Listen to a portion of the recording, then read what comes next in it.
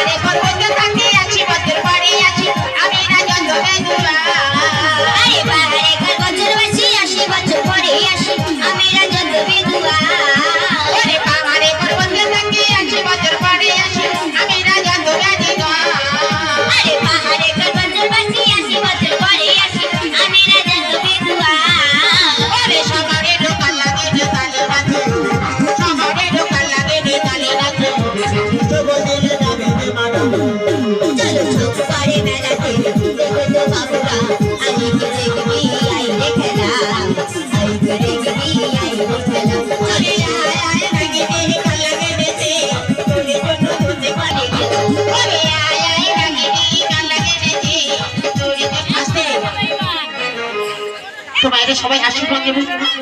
আজকে যেমন ভাবে পারবেন মায়ের নামে দান করবেন আর মায়ের আশীর্বাদ নেবেন সবাই, কেমন? কে যেমন ভাবে পারবেন মায়ের নামে দান করবেন। আসুন। ওরে আয় আয় নাগিনী কালা গেনেছে তোর জন্য দুটি গলায় আমি এনেছি। আরে আয় আয় নাগিনী কালা গিনেছি তোর জন্য দুটি কলাই আমি রেখেছি।